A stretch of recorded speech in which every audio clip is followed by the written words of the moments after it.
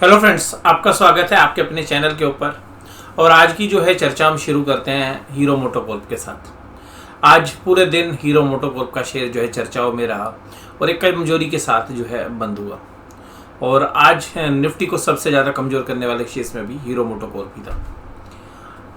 मामला कुछ इस तरीके का है कि अभी पिछले 2 दिनों के दौरान जो है इनकम टैक्स ने जिस तरीके से कार्रवाई की है, 2 दिन पहले जो इनकम टैक्स की रेड पड़ी थी हीरो मोटोकॉर्प के परमाइजेस के ऊपर और उनके जो चेयरमैन और मैनेजिंग डायरेक्टर पवन मुंजाल जी के रेजिडेंस के ऊपर, तो उसके बाद मीडिया रिपोर्ट्स कुछ इस तरीके की हैं कि 1000 करोड़ के आसपास के जो खर्चे हैं वो बोगस जो है रिकॉर्ड किए गए हैं, ऐसा मीडिया रिपोर्ट्स में कहा गया। हालांकि कंपनी के द्वारा से जो सफाई दी गई है, उन्होंने कहा कि ऐसा हमारे पास कुछ भी नहीं है और अभी तक हमारी जो इनकम टैक्स की जो कार्रवाई है उससे हमने एक्सचेंजेस को जो है परिचित करा दिया है। और जिस तरीके की मीडिया रिपोर्ट्स हैं वो शायद जो है हमें ठीक नहीं लग रही हैं और कंपनी ने जो है सिरे से उसका जो है खंडन कर दिया है। तो ये तो मामला था हीरो मोटोकॉर्प में, लेकिन अब हीरो मोटोकॉर्प में इसका असर क्या पड़ा, आप इसके शेयर्स प्राइस की तरफ नज़र दौड़ाइए। तो 7.4% के आसपास की जो कमजोरी है वो हीरो मोटोकॉर्प के शेयर्स के अंदर आज आपको देखने के लिए मिली। और सबसे खास बात ये है कि ये जो सेलिंग थी इसमें वॉल्यूम भी अच्छा खासा था। हालांकि ऐसा नहीं कहूँगा कि मैं बहुत ज़बरदस्त वॉल्यूम थे, लेकिन जो नॉर्मल वॉल्यूम्स है उससे डबल से भी ज़्यादा वॉल्यूम्स के साथ जो है आज ये शेयर ट्रेड कर रहा था। तो एक कमजोरी का दिन और एक 52 वीक लो के ऊपर आज की जो है लगभग क्लोजिंग आप कह सकते हैं 2154 के निचले स्तर को जो है आज हीरो मोटोकॉर्प ने छुआ। लेकिन मुझे ऐसा लगता है कि ये जो ऑटोमोबाइल सेक्टर के अंदर जो पेन है वो ज़्यादा चिंता की बात है। और इस कंपनी के ऊपर देखिएगा कॉर्पोरेट गवर्नेंस के ज़्यादा इशू नहीं आए हैं पीछे अगर पास्ट में देखें तो।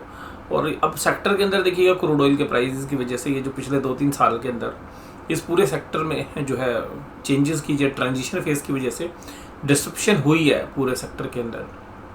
और अब क्रूड ऑयल के प्राइसेस ने आग लगा दी है तो उसकी वजह से भी प्रेशर है। और अब ये इनकम टैक्स की रेट, तो शायद जो है बेरिश आउटलुक वाले लोगों को इससे बढ़िया माहौल क्या मिलेगा कि जो है शेयर्स की पिटाई कर दी जाए।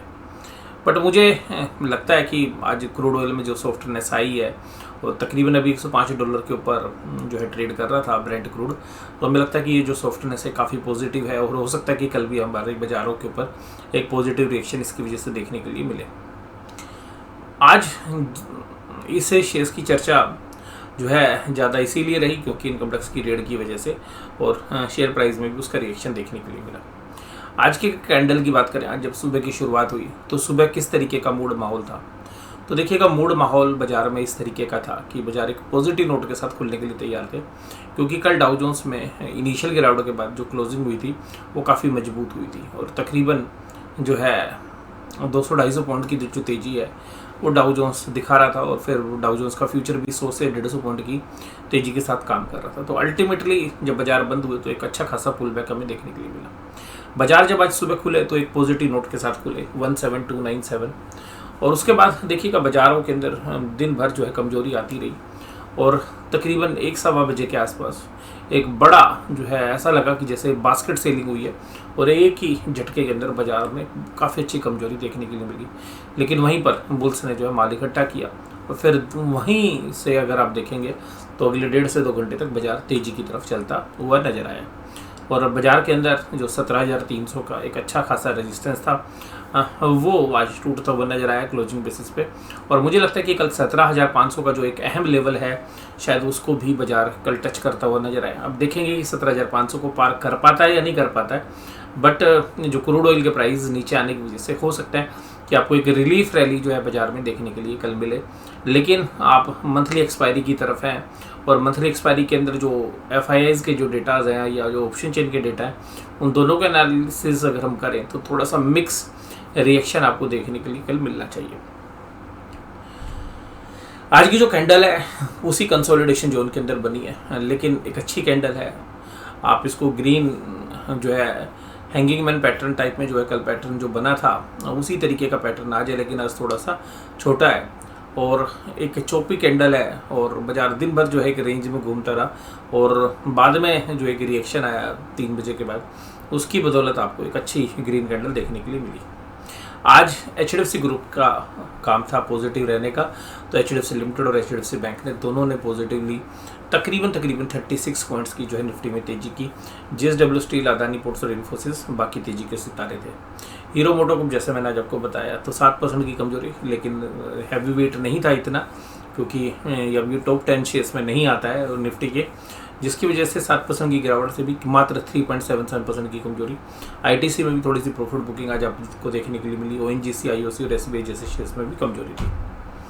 एडवांस डिक्लाइन रेशो अभी भी कंफर्टेबल नहीं है, यानी कि बाजार बेसिक से ग्रीन में बंद हुए हैं, लेकिन जो है एडवांस डिक्लाइन रेशो अभी भी नेगेटिव है। मुझे उम्मीद है कि कल एडवांस डिक्लाइन रेशो में थोड़ा सा इंप्रूवमेंट आना चाहिए। और बहुत सारे जो शेयर्स हैं, अब मुझे ऐसा लगता है कि काफ़ी अच्छे शेयर्स ऐसे हैं जो खरीदने के लेवल्स पर आ रखे हैं, और मुझे लगता है कि जब बाजार दोबारा से तेजी करेगा कुछ समय के बाद, और देखिएगा बाजार में होता है इस तरीके का, तो बाजार में स्टॉक्स स्पेसिफिकली जो है बाइंग आपको देखने के लिए मिलनी चाहिए। बहुत सारे शेयर्स जो हैं अभी स्मॉल कैप और मिड कैप स्पेस के अंदर, मैं ये तो नहीं कहूँगा कि मेजॉरिटी शेयर्स, लेकिन अगर आप ढूंढने की कोशिश करोगे तो अब वो शेयर्स मिलने शुरू हो गए हैं एक अच्छी वैल्यूएशंस पर, अच्छी कंपनीज के शेयर्स पर। Eicher motor, Adani ports, JSW, Divi's lab, ये सब तेजी के साथ काम कर रहे हैं। HDFC, भारतीय एयरटेल, अल्ट्राटेक, SBI लाइफ, ये सब तेजी के साथ काम कर रहे थे। हीरो मोटोकॉर्प कमजोरी के साथ था। ONGC, coal India, Indian oil, ITC, IndusInd bank, Maruti Suzuki, SBI, Bharat petroleum, NTPC सब कमजोरी के साथ काम कर रहे थे। यानी कि ब्रॉडर मार्केट में अभी भी थोड़ा सा कॉन्फिडेंस की कमी थी। एडवांस डिक्लाइन रेशो इस बात की जो है पूरी तरीके से पुष्टि करती है। अगर हम बात करें निफ्टी बैंक की, तो निफ्टी बैंक में देखिएगा वो नहीं तेजी थी जो निफ्टी में थी। निफ्टी के अंदर कैंडल ग्रीन बनी है, लेकिन बैंक निफ्टी की कैंडल रेड है।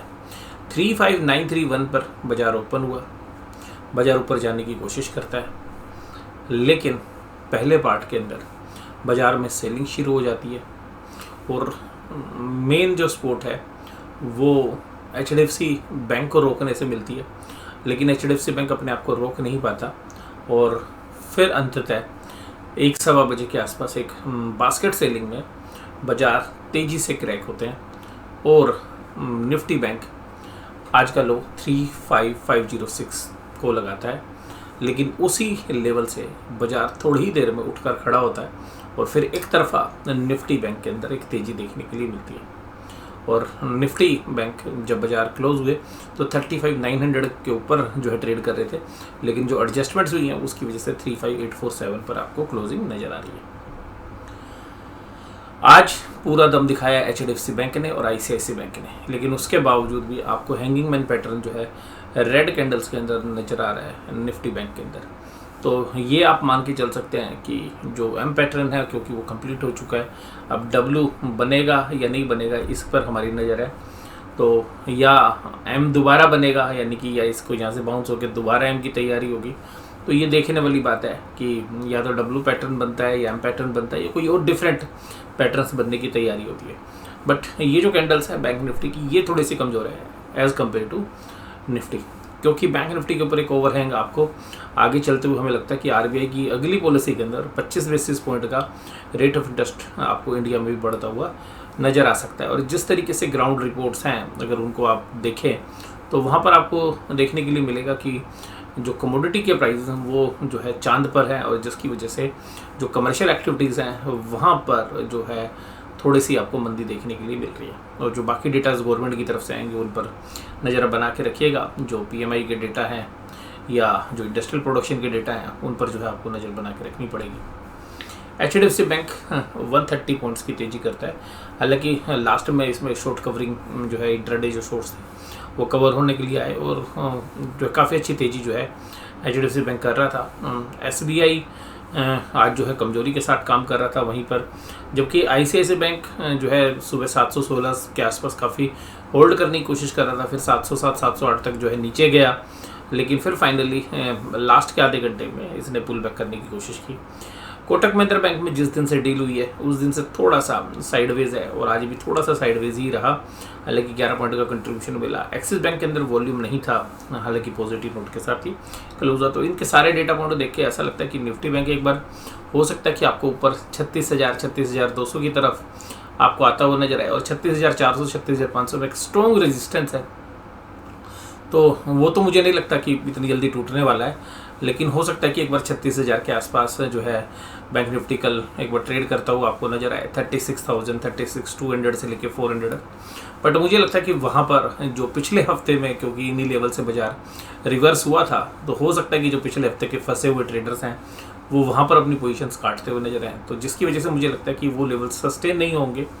और जैसे ही 36,000 के ऊपर बाजार जाने की कोशिश करेगा, तो शुरू में तो शॉर्ट कवरिंग से हो सकता है कि 36,200 300 तक जाए, लेकिन जैसे ही 36,400 500 की तरफ जाएगा तो फिर एक प्रॉफिट बुकिंग का जो है सेशन हमें देखने के लिए मिल सकता है। और ये मेरे ऑप्टिमिस्टिक व्यू हैं। हो सकता है कि आपको जो है 36,200 300 पे ही सेलिंग नज़र आ जाए, बट अभी पॉजिटिव बायस हमें लगता है कि थोड़ा सा होना चाहिए, क्योंकि क्रूड ऑयल के प्राइस में जो सॉफ्टनेस आई है उसकी बदौलत हमें थोड़ा सा कंफर्ट आ रहा है। लेकिन इसका मतलब ये नहीं है बिल्कुल कि हम एक जो है बहुत बड़ी तेज़ी की बात कर रहे हैं। बाजार एक रेंज बाउंड या कंसोलिडेशन के दौर में है, इसलिए कंसोलिडेशन के दौर में बाजार एक बार नीचे की तरफ एक बार ऊपर की तरफ मूव करते हैं, तो उसी कड़ी के अंदर हमें लगता है कि शायद थोड़ा सा पुल बैक करता हुआ नजर आए और फिर ऊपरी लेवल्स पर शायद बाजार अटकता हुआ नजर आए। HDFC बैंक में 1.33% की तेजी थी, और आज लास्ट के सेशन में देखिएगा 1460 रुपये की भी हाई लगे, आज की हाई बात करूँ मैं। और ICICI बैंक भी जो है मजबूत रहा और वॉल्यूम भी नॉर्मल था, लेकिन बाकी जगह अगर आप देखेंगे तो एक्सिस बैंक अपने नॉर्मल वॉल्यूम से कम वॉल्यूम के साथ काम कर रहा था। और आप एक्सपायरी के दिनों में के आसपास जो है वॉल्यूम बढ़ जाते हैं, लेकिन तब भी वॉल्यूम नहीं बढ़ रहे हैं।